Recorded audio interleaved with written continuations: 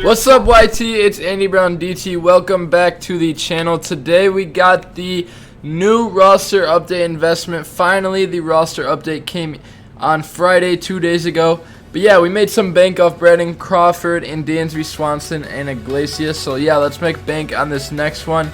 Got a bunch of investments. I think I got a few locks ready for this next update. Let's get right into it. Let me know who you think of down below. Coming up first, I think a guy that a ton of people invested in this last investment and are probably pretty upset about. We got Tim Anderson, gold hitting, gold fielding. This card is an absolute steal buy right now. It's about 1,800 on here. It could be a little bit more now. I'm sure the market's going up pretty quickly, but if you can snipe that for that much, that'll be an absolute steal because Tim Anderson, I mean, everybody knows he honestly could have went up this last update. His numbers have just been insane. Last 30, 281 average, not great. Last 15, he's hitting 347, slugging 597, 4 home runs in his last 15, 1 in his last 7, 375. He's almost got a 400 on base percent. At this point in the year, Tim Anderson has established himself as a very top tier shortstop, and I definitely think he will get that boost to diamond this next update. I could see a pretty big power boost coming as his powers are actually pretty low, and I'm pretty sure he has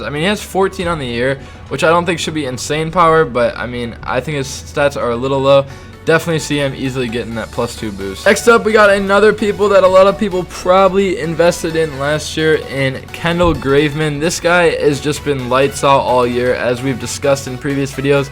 But, I mean, he's just been putting up the numbers recently as well. I mean, honestly, in his last 7, I can see why. 7 games, 7.2, 6 hits, 2 earned runs, which is still absolutely insane numbers in 7 innings. You give up 2 runs. Pretty good for a reliever, but obviously his stats are a little bit higher than his year. So I can see why he did not get that boost to diamond, but I think he did get a +1 this update, if I'm not mistaken.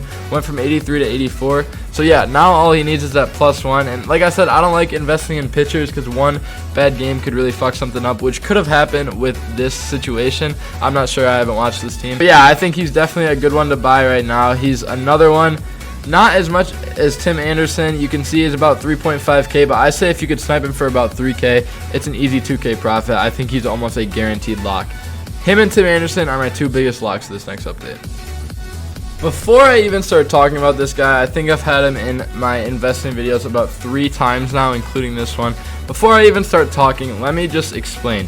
His last outings have been absolutely off the charts. Look at this, 4-1 in his last 7, 2.2 ERA, 32 hits in 45 innings, .98 whip, off the charts numbers, 50 strikeouts in 45. I mean, just an absolute quality starting pitcher. For some reason, this guy he didn't go down, he stayed at an 84, but his stats did decrease a little bit. He's at like less than 2K right now. He is such a good investment to make. Last night, I believe it was last night, pitched a full game shutout. I mean, he's just been really good recently. He definitely has the chance to go diamond. I mean, I think his last few outings have been pretty good. If he can just have like 2 more good outings these next couple of weeks before the update, I think it's finally his time. I think this guy deserves it. He's had a very roller coaster of a year, but I think right now is a very good time to buy him. He's super cheap. He's been very good recently.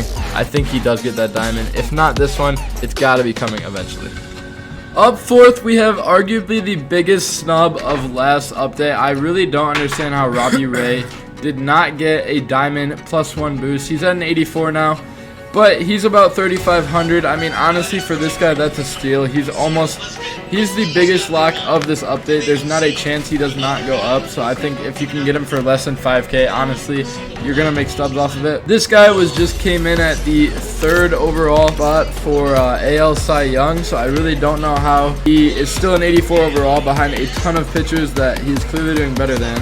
But yeah, in his last 7, I mean, he's pitching outstanding, 2.2 ERA, 45 innings pitched, 33 hits, .98 whip, only giving up 11 runs in 45 innings. Absolutely really good right there. 54 strikeouts. This guy's been really good on the year, a potential Cy Young. Had to get that +1, which is all he needs. I think he's guaranteed.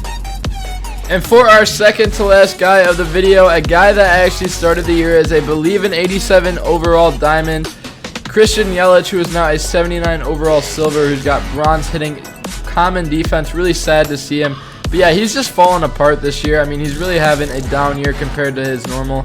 293 is his career. He's hitting 255 this year. On base is still pretty similar, which is good for him.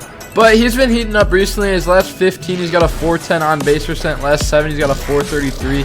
Average is super high. Slugging is pretty good. Not as good as his last 7, but his last 15, it's looking really good. And he's just been hitting the ball really well, seeing it really well. I really hope for his sake that he does get this +1 and get back to gold, and I think he deserves it. For our final guy in the video, probably the most impressive guy recently, we got Adam Wainwright, who's actually having a very quiet 2021 year. He's got a 2.97 ERA, 13 win-loss, 26 games pitched, 170 innings, 155 strikeouts, 1.03 WHIP.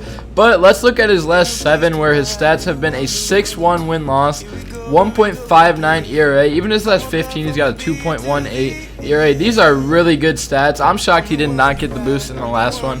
Got a .8 WHIP as well. His strikeouts just aren't huge, which is probably what's holding him back a little bit. But this guy's stats are just off the charts. I mean, he's still a very cheap buy. You can get him for 500, probably double your money. And yeah, this guy's just a really good buy. Having a very quiet year, and 40 years old, and he's putting up really good numbers. Definitely deserving of a gold.